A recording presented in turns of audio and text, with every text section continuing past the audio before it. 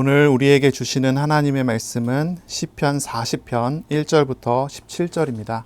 제가 봉독하겠습니다. 내가 여호와를 기다리고 기다렸더니 귀를 기울이사 나의 부르짖음을 들으셨도다.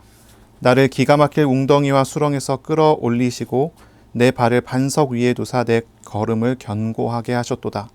새 노래 곧 우리 하나님께 올릴 찬송을 내 입에 두셨으니 많은 사람이 보고 두려워하여 여호와를 의지하리로다. 여호와를 의지하고 교만한 자와 거짓에 치우치는 자를 돌아보지 아니하는 자는 복이 있도다. 여호와 나의 하나님이여, 주께서 행하신 기적이 많고 우리를 향하신 주의 생각도 많아 누구도 주와 견줄 수가 없나이다. 내가 널리 알려 말하고자 하나 너무 많아 그 수를 셀 수도 없나이다. 주께서 내 귀를 통하여 내게 들려주시기를 제사와 예물을 기뻐하지 아니하시며 번제와 속죄제를 요구하지 아니하신다 하신지라. 그때에 내가 말하기를 내가 왔나이다. 나를 가리켜 기록한 것이 두루마리 책에 있나이다. 나의 하나님이여, 내가 주의 뜻 행하기를 즐기오니 주의 법이 나의 심중에 있나이다 하였나이다. 내가 많은 회중 가운데에서 의의 기쁜 소식을 전하였나이다. 여호와여, 내가 내 입술을 닫지 아니할 줄을 주께서 아시나이다. 내가 주의 공의를 내 심중에 숨기지 아니하고 주의 성실과 구원을 선포하였으며 내가 주의 인자와 진리를 많은 회중 가운데에서 감추지 아니하였나이다. 여호와여, 주의 긍휼을 내게서 거두지 마시고 주의 인자와 진리로 나를 항상 보호하소서. 수많은 재앙이 나를 둘러싸고 나의 죄악이 나를 덮침으로 우러러 볼 수도 없으며 죄가 나의 머리털보다 많음으로 내가 낙심하였음이니이다. 여호와여, 은총을 베푸사 나를 구원하소서. 여호와여, 속히 나를 도우소서. 내 생명을 찾아 멸하려 하는 자는 다 수치와 낭패를 당하게 하시며 나의 해를 기뻐하는 자는 다 물러가 욕을 당하게 하소서. 나를 향하여 하하하하 하며 조소하는 자들이 자기 수치로 말미암아 놀라게 하소서. 주를 찾는 자는 다 주 안에서 즐거워하고 기뻐하게 하시며 주의 구원을 사랑하는 자는 항상 말하기를 여호와는 위대하시다 하게 하소서. 나는 가난하고 궁핍하오나 주께서는 나를 생각하시오니 주는 나의 도움이시오 나를 건지시는 이시라. 나의 하나님이여, 지체하지 마소서. 아멘. 오늘 말씀은 시편 40편 1절부터 17절입니다. 웅덩이와 수렁에서 건지시는 하나님이라는 제목으로 우리가 함께 하나님의 말씀을 나누겠습니다. 웅덩이와 수렁에서 건지시는 하나님입니다. 이 시편 40편은 이제 개인이 하나님께 드리는 감사시의 장르라고 할 수가 있고요. 또한 이제 도움을 요청하는 개인 기도다라고 할 수가 있습니다. 이 시는 이제 두 부분으로 나눠서 읽을 수가 있어요. 1절부터 10절 그리고 11절부터 17절입니다. 1절에서 10절은 하나님께서 주신 과거의 구원과 응답에 대한 감사와 찬양의 내용들이 여기 담겨져 있고요. 11절부터 17절까지는 분위기가 바뀌어요. 현재의 어려움에 대한 도움을 요청하는 기도, 하나님께 도움을 요청하는 탄원시를 이제 하나님께 기도로 드리게 되죠. 그래서 이 두 부분이 이 분위기가 바뀌기 때문에 이 두 부분을 별개의 시편으로 생각하는 학자도 있어요. 그래서 다른 두 개의 시가 하나 합쳐져서 하나가 된 것이다 이렇게 생각을 하기도 하는 거죠. 특히 이제 뒤쪽에 있는 이 11절부터 17절은 뒤에 나오는 또 다른 시편과 이제 일치되는 부분들이 있어요. 그래서 다른 시를 가지고 와서 하나로 만들어서 이것을 가지고 이제 예배의 노래로 이렇게 만들지 않았나 이런 이제 생각을 하는 거죠. 우리는 이 두 부분을 분리하지 않습니다. 한 예배 때 불려지는 하나의 시편으로 생각하고 또 이어지는 하나님 앞에서 또 드려지는 고백과 또 요청으로 우리가 읽을 수가 있게 될 것입니다.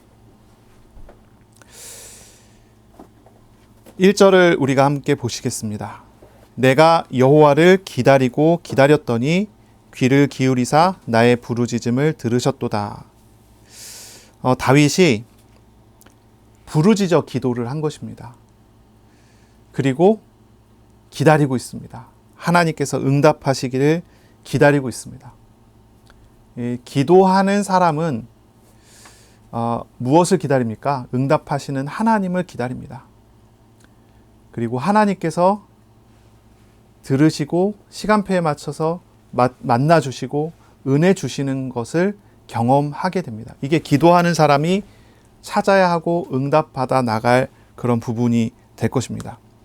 2절에 보면요. 나를 기가 막힐 웅덩이와 수렁에서 끌어올리시고 내 발을 반석 위에 두사 내 걸음을 견고하게 하셨도다. 다윗이 기가 막힐 웅덩이와 수렁에 빠져 있는 상황이었던 것 같아요. 거기에서 다윗은 부르짖어 기도한 것이죠.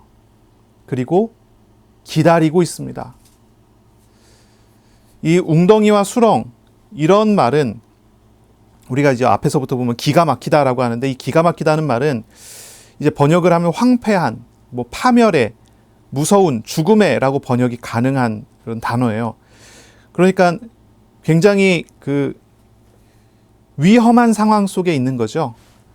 여기서 이야기하는 또 웅덩이와 수렁 같은 것은 늪 같은 거예요. 늪. 그래서 굉장히 위험한 늪에 빠졌다, 이렇게 생각하면은 이 상황을 우리가 그릴 수가 있을 것 같아요. 한번 빠지면 스스로는 빠져나올 수가 없는 그런 장소. 이 웅덩이와 수렁은 모두 죽은 자가 있는 장소로서 무덤의 이미지를 풍기는 그런 장소예요. 다윗은 빠져나갈 수 없는 함정에 빠진 거예요. 죽음의 위험 속에 처해져 있는 그런 상황인 거죠. 바로 이러한 상황에서, 이런 현실 속에서 다윗은 하나님께 기도하고 그리고 기다리고 있는 거예요. 이런 수렁 속에서는 이런 늪에서는 발버둥을 치고 살아남기 위해서 애를 쓰면 더 깊이 빠져버릴 수밖에 없는 그런 곳이죠. 이곳에서 다윗은 지혜롭게 합니다. 하나님께 기도하고 기다리고 있습니다. 하나님께서 구원하시지 않는다면 죽게 되는 것이고, 하나님께서 구원하시면 살게 되는 것입니다. 자신의 삶과 인생을 하나님께 맡겨버리는 그러한 기도를 하게 된 거죠. 그리고 그때 하나님께서는 다윗을 거기에서 끌어올려 주십니다. 그리고 그 발을 이 늪 같은 곳과 전혀 반대되는 곳, 반석 위에 세워 주십니다. 그리고 다윗이 걸어갈 길을 견고하게 만들어 주십니다. 다윗이 받은 응답이 바로 이러한 응답입니다. 다윗은 자신이 응답받았던 과거를 돌아보며 바로 이러한 시를 부르는 거예요. 과거에 다윗은 부르짖어 기도하고 응답을 기다렸고, 자신이 전혀 견딜 수 없는 상황, 그런 상황 속에서 하나님께서 자신을 구원하시기를 필사적으로 초조하게 기다렸죠. 그때 하나님이 응답하시고 은혜 주신 것, 그것을 이야기를 하는 거예요. 여기에서 다윗이 했었던 일은 무엇입니까? 부르짖었던 것입니다. 부르짖었어요. 소리내서 큰 소리로 하나님께 부르짖었습니다. 그때 하나님의 응답하셨다라고 말을 합니다. 답답한 일이 있으신 분들이 있습니다. 뭐 하면 될까요? 기도하면 돼요. 화낼 때만 소리 지르지 말고 하나님께 마음을 담아 부르짖는 기도를 하세요. 그렇게 기도할 수 있습니다. 우리가 자녀라면 하나님은 어떤 모양의 기도라도 귀를 기울여 주시고 합당한 응답을 베풀어 주십니다. 때로는 위로해 주시기도 하고, 때로는 앞으로 더 나아가도록 도와주시기도 합니다. 아버지는 자녀에게 가장 좋은 것을 주고자 하죠.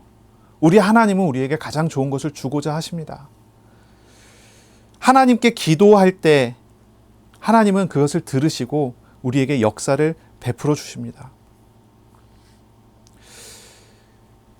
우리가 기도할 때 우리의 소리를 들으시고 우리에게 공감해 주시고 우리에게 응답하시는 아버지가 계신 것은 정말 큰 축복입니다. 우리가 하나님께 기도할 수 있는 은혜, 기도하고 응답받을 수 있는 자격이 있다는 것이 얼마나 놀라운 은혜인지 모릅니다. 그런데 문제는 무엇입니까? 기도하지 않습니다. 죽음의 위험한 늪에 빠져서 혼자 살기 위해서 발버둥 치고 있을 뿐이지, 소리 지르고 있을 뿐이지 하나님을 찾고 하나님을 의지하려 하지 않습니다. 왜 위험한 상황이 됐을 때 하나님께 기도하고 기다리지 못하나요? 하나님을 신뢰하지 않는 것입니다. 무엇을 신뢰합니까? 자신이 발버둥 치는 자신의 힘, 자신의 능력을 신뢰합니다. 그런데 늪에 빠진 사람이 자신의 능력을 아무리 믿는다고 해서 거기서 그것으로 자신이 살아남을 수가 있을까요? 없는 것입니다. 우리가 하나님을 바라보는 것, 하나님을 믿는 것, 그것이 참 신앙이라고 하는 것을 우리는 알아야 할 것입니다. 실상 우리는 실제로 이런 기가 막힐 웅덩이와 늪에 빠져 있는 삶을 사는 것과 다름이 없습니다. 특별히 어떤 문제가 있어야지 웅덩이와 늪에 빠진 것이 아닙니다. 인생이라는 것이 그렇습니다. 우리가 가지고 있는 육신이라는 것이 그렇습니다. 우리는 언제나 어디를 향해 갑니다. 우리의 마음은 자연스럽게 하나님 없는 것을 향해 갑니다. 그것이 죄성입니다. 우리의 몸은 언제나 죽음을 향해 갑니다. 노화가 되고 죽게 됩니다. 병듭니다. 그것이 인간입니다. 그것이 인생입니다. 어린 아이들은 자라나는 과정이기 때문에 죽음이라는 것이 저 멀리 있다고 느낄지 모르겠어요.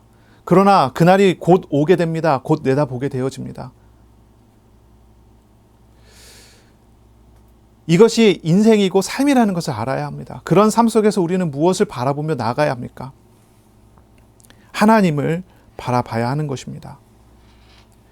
다윗은 자신의 위기 속에 하나님께 기도합니다. 하나님은 그 부르짖음을 들으십니다. 그리고 응답하십니다. 그 응답이 어떻게 왔습니까? 5절입니다. 여호와 나의 하나님이여 주께서 행하신 기적이 많고 우리를 향하신 주의 생각도 많아 누구도 주와 견줄 수가 없나이다. 내가 널리 알려 말하고자 하나 너무 많아 그 수를 셀 수도 없나이다. 하나님은 다윗에게 응답하시기를 즐겨 하셔요. 다윗의 부르짖음을 즐겨 들으시고 응답하십니다. 그 응답이 얼마나 많은지 그것을 다 말할 수도 없고 그 숫자를 셀 수도 없을 만큼 하나님은 많은 응답들을 다윗에게 계속 부어주셨습니다. 다윗이 처했었던 웅덩이와 수렁이 한두 가지가 아니었을 거예요. 그러나 그 모든 것에 하나님은 응답하시고 그 모든 것에 하나님은 역사하십니다. 그 이유가 무엇입니까? 다윗이 하나님의 백성이기 때문이고 하나님은 다윗의 하나님이시기 때문입니다. 이게 언약 관계라는 것이죠. 우리가 하나님의 자녀라고 하는 것이 놀라운 축복을 가지고 있는 그런 신분인 것입니다. 이것은 하나님이 나의 하나님이 됐다는 의미고 나는 하나님의 백성이라는 의미입니다. 하나님은 백성의 부르짖음을 외면하시지 않는 분이십니다. 하나님은 신실하셔서 자기 자녀의 부르짖음을 귀 기울여 들으시고 응답하시는 그런 하나님이십니다. 기도에서 응답을 받는다는 것은요, 성경책에 써있는 어떤 신화 같은 것이 아닙니다. 예수님을 영접한 사람, 하나님을 영접한 사람의 마음에 오셔서 동행하시는 하나님이 도우시고 보호하시고 역사하시는 실제 사건이 기도의 응답을 받는 것입니다. 우리가 한번 생각해 봐야 돼요. 기도 응답을 못 받는 사람이 있다? 그럼 무슨 의미입니까? 아마 둘 중에 하나일 거예요. 첫째는 하나님의 자녀가 아니거나, 그러니까 다시 말해서 마음에 하나님이 없는 사람, 이 사람은 기도에서 응답 못 받죠. 당연한 것입니다. 하나님이 마음에 없는데 아무리 기도해도 소용이 없습니다. 어떤 사람들은 착각해요. 교회 오래 다녔으면 내 마음에 하나님이 있는 것처럼. 그러나 그 사람이 인격적이신 하나님을 만나 영접하여 구원을 받는 실제가 없을 수 있습니다. 그냥 착각하고 있는 것일 수 있어요. 그런 경우 그런 사람은 기도해서 응답받을 수가 없는 것이 당연한 거죠. 또 다른 경우가 있어요. 무엇입니까? 마음에 하나님이 계시기는 하는데, 그런데 그 사람이 방향을 잘못 맞추고 있다. 그랬을 경우는 하나님께서 응답을 오랫동안 미뤄두시든지 아니면 그 응답은 치우시고 다른 것으로 응답하시려고 하시든지 그럴 수 있는 것입니다. 하나님은 인격적이시기 때문에 어떤 비인격적인 귀신과 다르게 아무거나 대가만 치르면 응답하는 그런 방식으로 응답하시지 않습니다. 귀신들은 그러잖아요. 귀신이 원하는 대가만 치르면 저주해달라고 해도 저주해주고 복 달라고 해도 복을 줍니다. 그들은 받은 대가에 대한 어떠한 것을 치러줄 뿐이지 인격적으로 생각하지 않습니다. 그럼 우리 하나님은 그러시지 않아요. 자녀에게 위험한 것을 막아주시고 자녀에게 필요한 것을 더해주십니다. 하나님과 방향이 틀린 것들은, 다시 말해서 죄된 것들을 하나님께서 응답하시고자 하지 않습니다. 물론 아주 가끔씩은 죄된 것도 허락하실 때가 있죠. 그것은 다른 목적이 있을 때 허락하시는 것이지, 그것 자체를 줘서 만족을 주기 위해서 하는 것이 아니죠. 우리가 기도에 대한 응답, 이런 것을 우리가 잘 생각해 봐야 돼요. 하나님은 하나님의 자녀의 부르짖음을 외면하시지 않으시는 분이세요.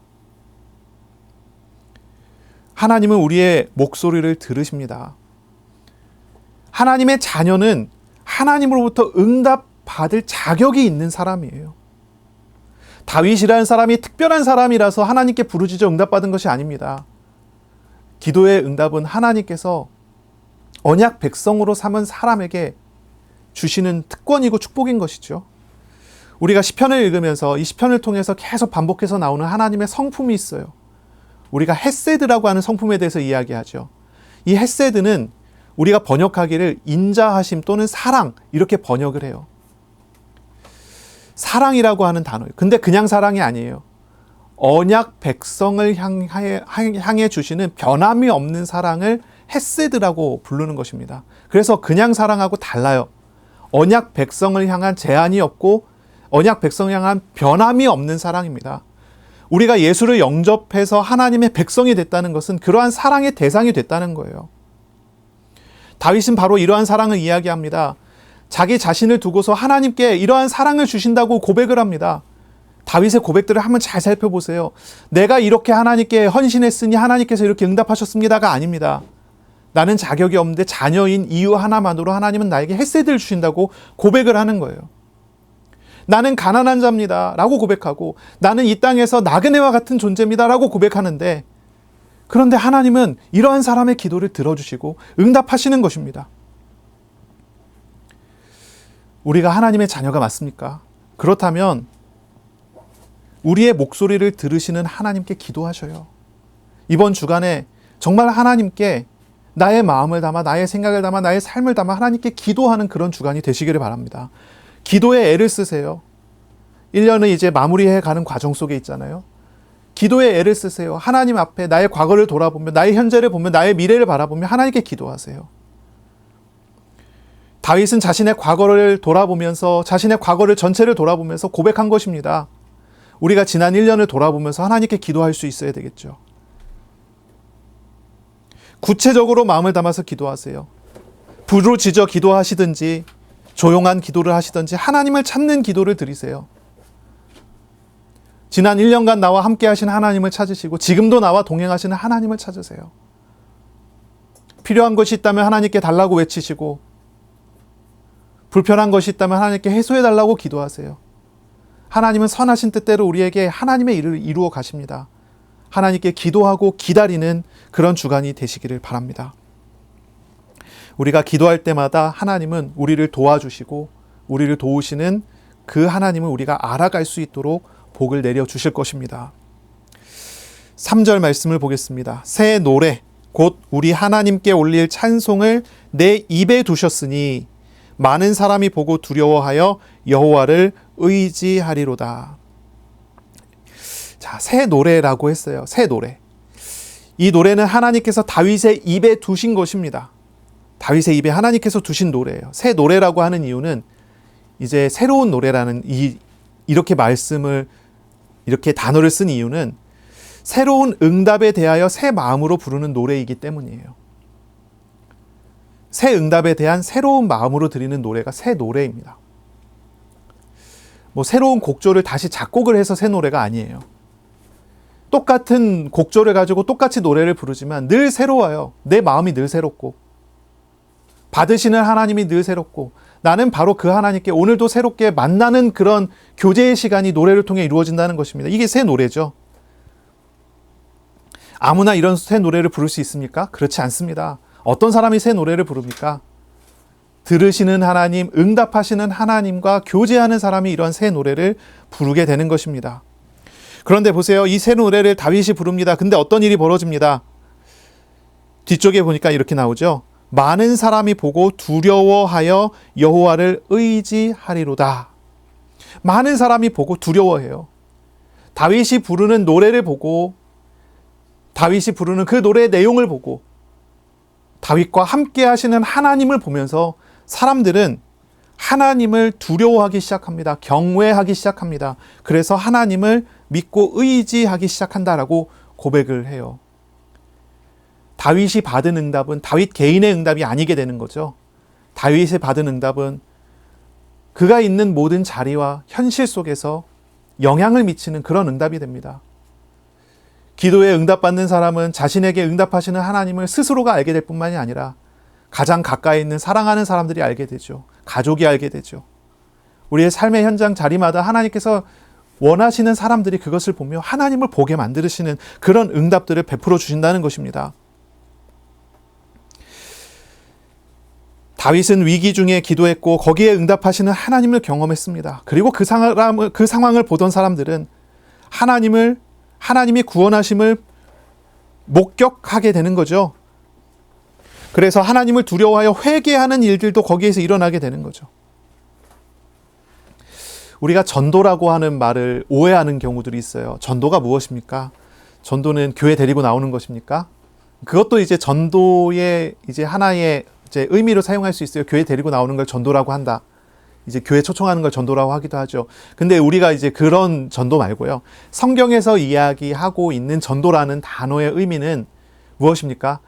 하나님을 인격적으로 만나도록 증거하는 일입니다. 그게 전도죠. 그것을 받든 받지 않던 예수 영접 초청을 하게 되는 것입니다. 그것이 전도입니다. 만약에 그 상대방이 그것을 받지 않는다면 그 축복은 나에게 돌아옵니다.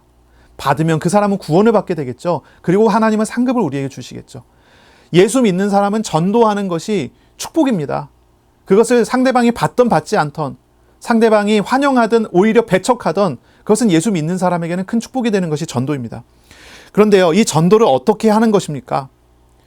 화려한 말발이 있어갖고 사람들이 막 홀려내는 사람들이 있어요. 막 간증하고 설득력 있는 말을 막 잘하는 사람이 있어요. 그런 사람이 전도를 잘하는 걸까요? 전도를 할 수 있을까요? 이제 노래 같은 거를 들어보면요. 정말 노래 잘하는 사람의 노래는요. 듣고만 있어도 감동이 되고 사람을 울리잖아요. 그렇죠? 하지만 한번 잘 생각해 보세요. 정말 감동이 되는 노래를 듣고 있어요. 그렇다고 해서 그 사람의 영혼이 구원을 받을까요? 그렇지는 않죠. 영혼의 구원을 얻는 것은, 그러니까 사람이 진정으로 변화가 되는 것은 감정의 변화로 되는 것이 아니에요. 지금까지 나는 이렇게 생각했는데 이 말을 듣고 보니까 이제 이렇게 생각하게 됐다 해갖고 생각의 변화가 일어났어요. 그러면 그 영혼이 구원을 받는 걸까요? 그렇지 않습니다. 영혼의 구원을 얻는 것은요, 바로 그 시간에 그때에 그 자리에 임재하여 주셔서 만나는 하나님이 그 사람을 만나 주실 때 구원이 얻어지는 것입니다. 십자가를 짊어지신, 십자가의 흔적을 가지신, 죽으시고 부활하신 예수 그리스도를 그 마음에 인격적으로 영접할 때 구원이 일어나는 거지, 지식적인 동의와 설득을 통해서, 감정적인 변화를 통해서 구원을 얻는 것이 전혀 아닌 거예요. 우리 주변의 사람들에게 복음을 증거하고 싶지요. 내가 사랑하는 여러 사람들이 정말 구원을 받고 하나님을 만났으면 좋겠다는 생각을 하게 되죠. 어떻게 그들을 전도하겠습니까? 가장 먼저 우리 자신이, 나 자신이 하나님과 동행하는 삶을 회복하는 것입니다. 하나님과 동행하는 현실 속의 삶을 살아가는 것입니다. 그것부터 시작하는 것이 가장 이제 빠른 길이 될 수 있습니다. 신앙생활은요, 하나님과의 만남을 이루는 것이 신앙생활이에요. 저와 여러분, 이번 주간에 정말 살아있는 신앙을, 하나님과의 만남을 회복하는 그런 주간이 되시기를 바랍니다. 하나님께 정말로 기도하고 나를 도우시는 하나님을 알기를 구하세요. 웅덩이와 수렁 같은 곳에서 건져주시는 하나님을 경험하고 누리며 새 노래를 부르는 그런 주간이 되시기를 바랍니다. 하나님의 증인이 될 만큼 큰 은혜를 하나님은 우리에게 오늘도 내려주실 것입니다. 우리의 과거를 돌아보며 주님을 바라보는 것입니다. 자, 4절입니다. 여호와를 의지하고 교만한 자와 거짓에 치우치는 자를 돌아보지 아니하는 자는 복이 있도다. 복이 있습니다. 이 말을 우리가 한글로 번역을 하다 보니까 이렇게 번역이 됐는데요. 이제 이걸 히브리어로 원어로 읽으면은 이제 제일 앞에 나오는 말, 강조하는 말이 여기 있습니다. 복이 있도다. 이렇게 시작을 해요. 복이 있도다. 그리고 두 가지를 얘기합니다. 하나는 여호와를 의지하는 사람. 하나님을 의지하는 사람이 복이 있습니다. 두 번째는요.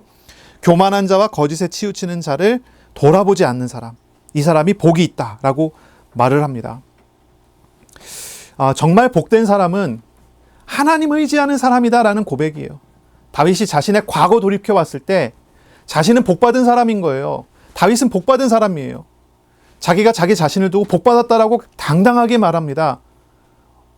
나는 하나님을 의지했기 때문에 복을 받았다는 거예요. 나는 교만한 사람과 거짓말하는 사람을 의지하지 않았어요. 그래서 나는 복받았다고 고백을 하는 거예요. 우리는 어떤 사람입니까? 복받은 사람입니까? 우리는 누굴 따라갑니까? 하나님 따라갑니까? 아니면 하나님이 아닌 다른 것 의지합니까? 교만한 자와 거짓말하는 사람을 따라가고 있습니까? 우리가 하나님을 바라보고 이번 주간에 정말 하나님의 인도하심을 받아야 될 것 같아요. 하나님을 의지하는 사람이 정말 복 있는 이유가 있습니다. 왜냐하면 하나님은 거짓이 없으신 신실하신 분이시기 때문이에요.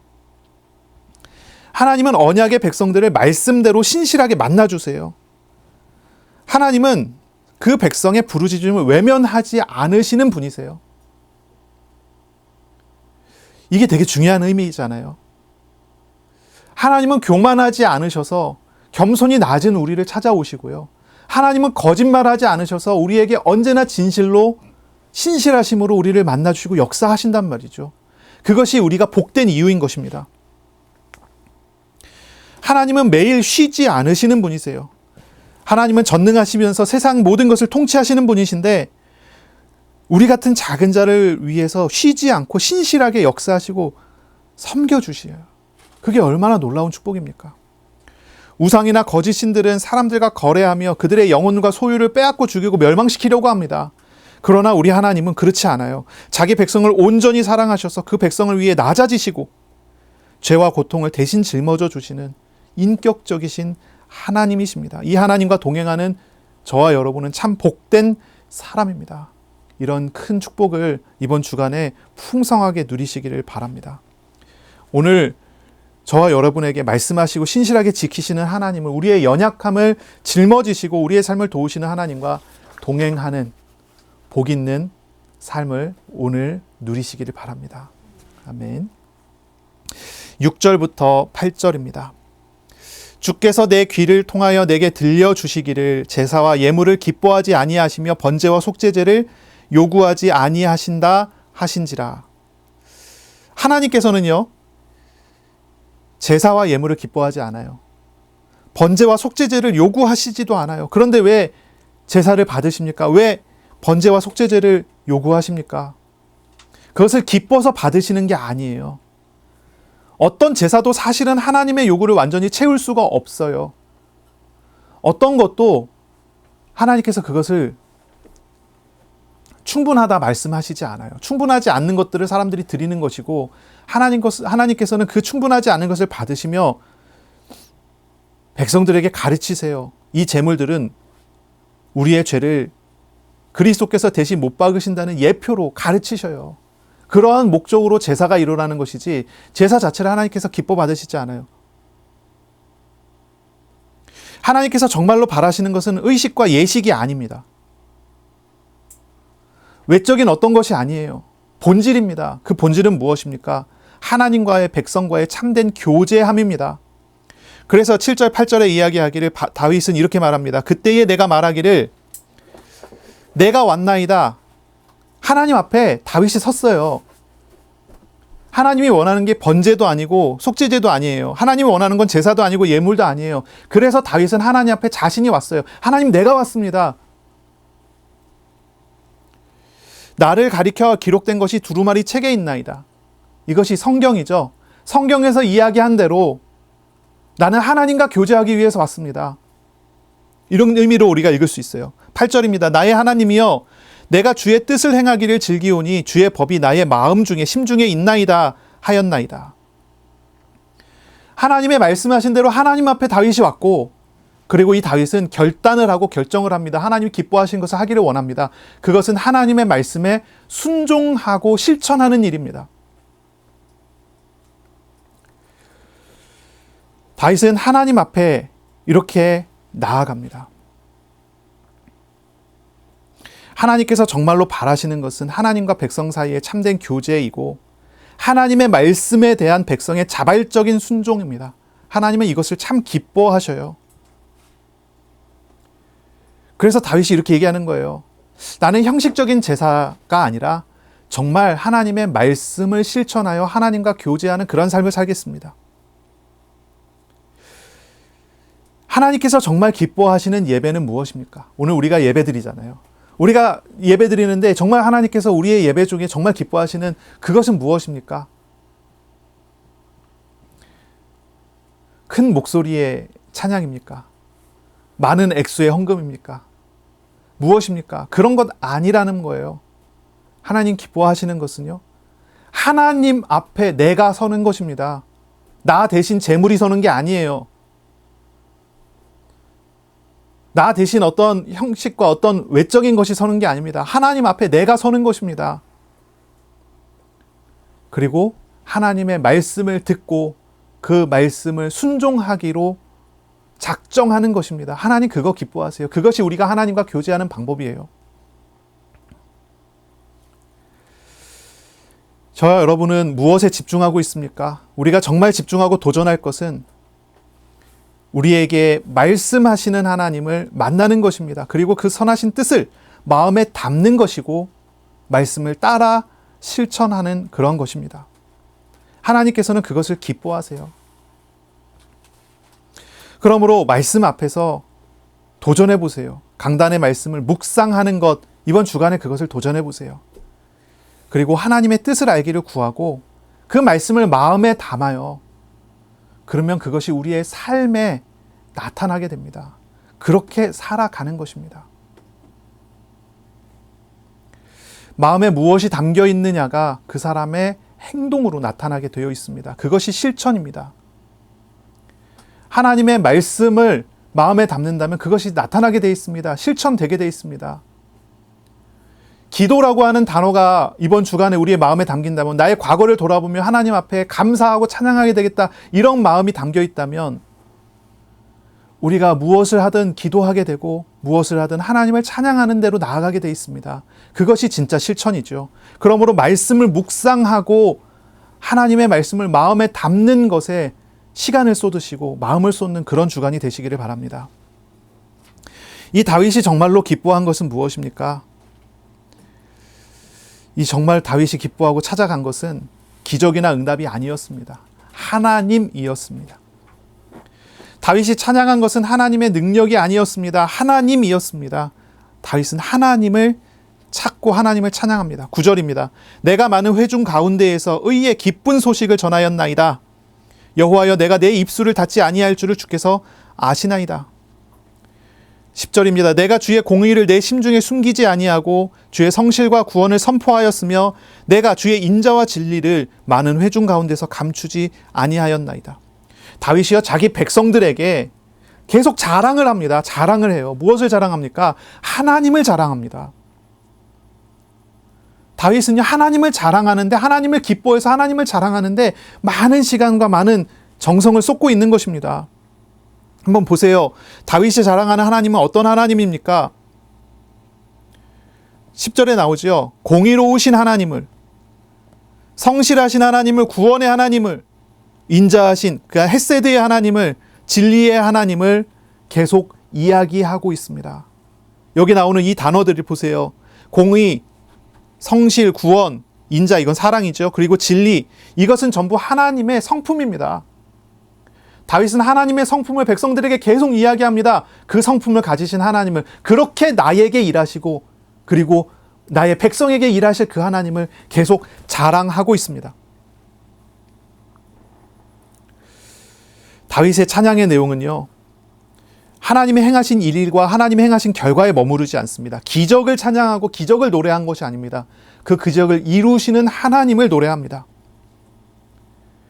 다윗은 자신의 기도를 들으시고 응답하신 하나님을, 그리고 그 하나님의 높으시고 거룩하신 하나님의 성품과 속성을 알고 그것을 자랑하는데 힘을 쓰고 있는 거죠. 기독교는요, 언제나 하나님과의 만남의 종교예요. 인격적이신 하나님, 그 하나님을 알아가는 종교가 기독교라는 것입니다. 바로 이 하나님을 자랑하는 것이 전도이겠죠. 저와 여러분은 예배하면서 무엇 알기를 구합니까? 기도하면서 무엇을 얻어가기를 원하십니까? 하나님을 경험하고 하나님을 알아가시는 그런 복이 있으시기 바랍니다.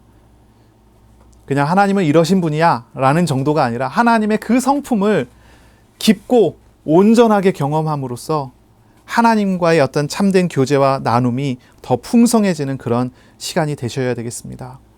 이 주간의 예배의 시간, 기도의 시간에 하나님을 정말로 깊게 알아가는 복이 있기를 원합니다. 아멘. 자, 11절부터 보겠습니다. 여호와여, 주의 긍휼을 내게 거두지 마시고 주의 인자와 진리로 나를 항상 보호하소서. 다윗의 이제 찬양과 감사가 이제 변화되기 시작합니다. 과거에 나에게 하셨던 일에 대한 새 노래와 찬양과 전도와 감사가 계속 이루어졌다면 이제 11절부터는 변화가 되죠. 변화가 돼서 과거에서 이제 현재로 옵니다. 지금 나에게 하나님이 이 은혜를 베풀어 주십시오. 과거로부터 지금까지 계속 그렇게 응답하신 하나님, 지금도 나에게 이 일이 계속 일어나게 해주십시오. 이런 태도로 하나님께 기도합니다. 그래서 하나님의 인자와 진리를 계속 자랑하고 찬양했던 다윗이 바로 그 인자와 진리가 나를 항상 보호해 달라고 하나님께 요청합니다. 12절에 수많은 재앙이 나를 둘러싸고 나의 죄악이 나를 덮침으로 우러러 볼 수도 없으며 죄가 나의 머리털보다 많음으로 내가 낙심하였음이니이다.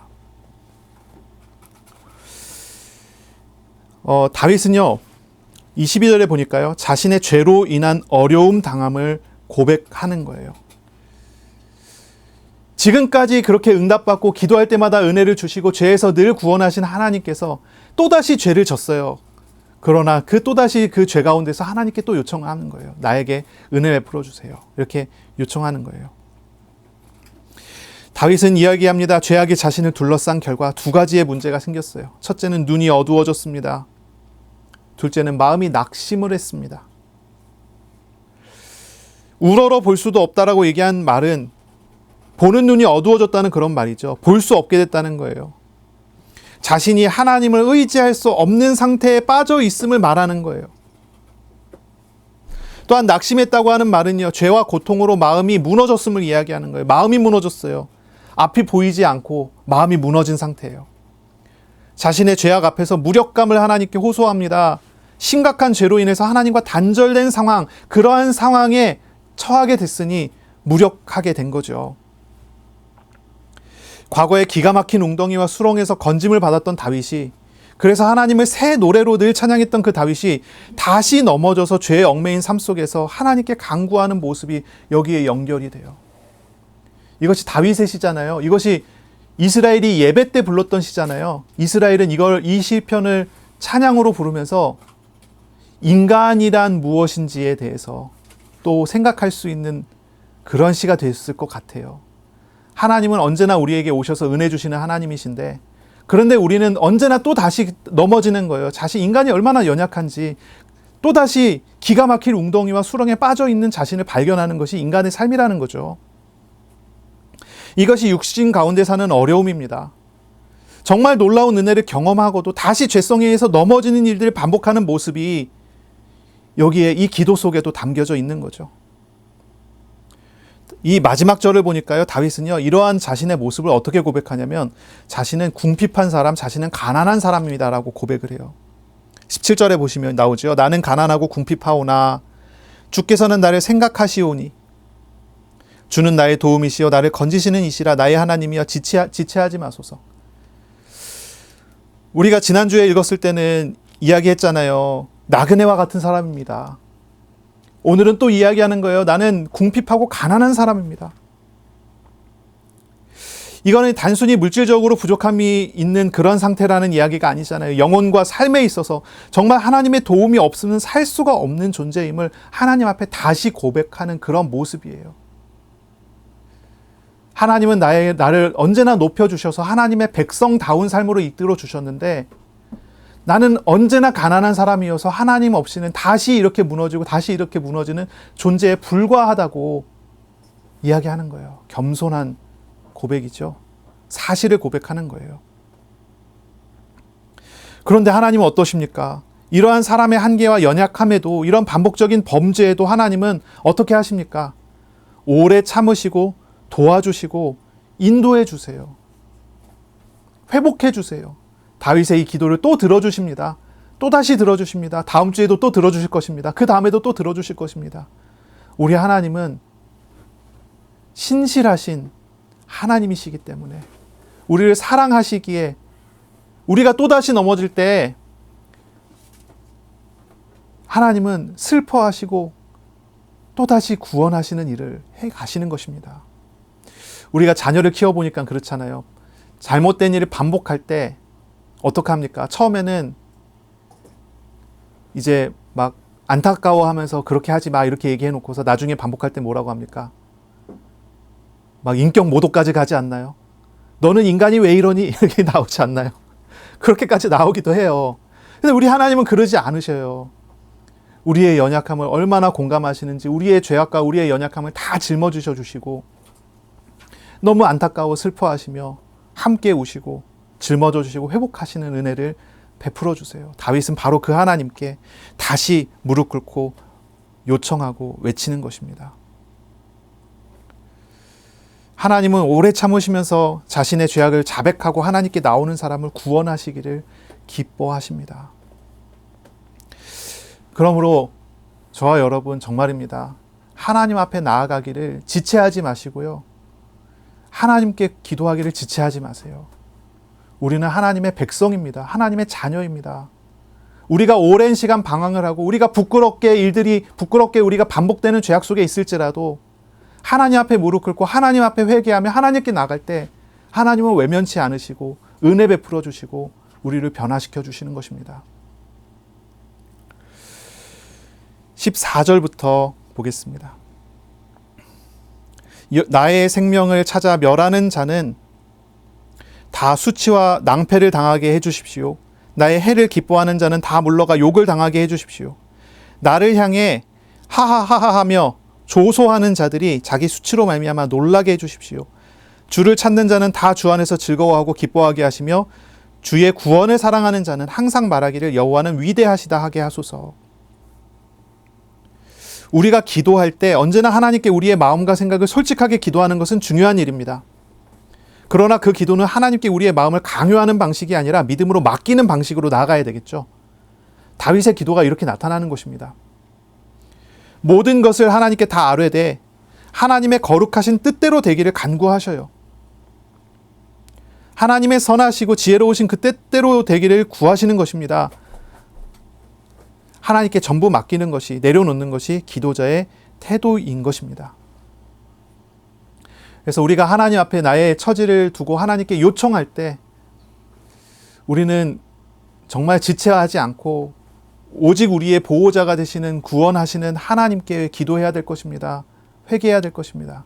그리고 또한 우리 주변에 있는 모든 것들에 대해서 또 기도할 때 그 기도의 기본적인 자세는 하나님께 맡기는 것이라는 것입니다.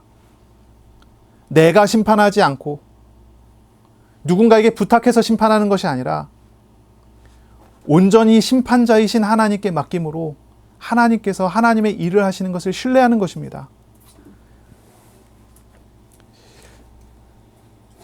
제일 마지막은 다윗이 자신을 가난하고 궁핍한 자라 고백하며 자신의 연약함을 인정하고 하나님의 도우심을 간구하는 그러한 기도의 마무리입니다. 겸손히 하나님께 자신을 맡기는 그런 기도로 나아가는 저와 여러분 이번 주간이 되시기를 축복합니다. 아멘. 이 주간에 어떤 모양이든지 부르짖든지 조용히 읊조리든지 기도하셔요. 하나님과 교제하는 그러한 복된 시간 가지시기를 축복합니다. 매일 새 응답 안에서 새 노래로 찬양하는 그런 복이 있으시기를 바랍니다. 하나님의 임재 안에서 삶의 자리에 참된 변화가 일어나는 은혜가 있을 것입니다. 이번 주간 말씀을 묵상하셔요. 말씀에 순종함으로 하나님께서 기뻐하시는 삶을 살아가는 은혜 있기를 바랍니다. 하나님을 의지하는 그러한 주간 되시기를 예수님의 이름으로 축복합니다. 아멘. 기도하겠습니다. 하나님 감사합니다. 기가 막힐 웅덩이와 수렁에서 건지시는 하나님을 우리가 이번 한 주간에도 알아가고 또 섬기고 의지하는 그런 주간 되게 하여 주시옵소서. 우리들은 늘 부족해서 넘어지고 무너지지만은 하나님 언약의 백성을 지키시는 하나님을 우리가 의지하며 살아가는 그러한 오늘 이번 주간 되게 하여 주옵소서. 지난 1년간을 돌아보며 하나님을 알아가게 하여 주옵소서. 나의 현재를 바라보며 늘 주님께로 돌이켜 나아가는 마음을 주시고 주님께 나를 온전히 맡겨 의지하는 그러한 삶을 사는 이번 주간 되도록 복을 내려 주옵소서. 감사합니다. 예수님 이름으로 기도합니다. 아멘. 우리 구주 예수 그리스도의 은혜와 하나님의 사랑하심과 성령님의 교통하심이 이제로 영원까지 항상 함께 있을지어다. 아멘.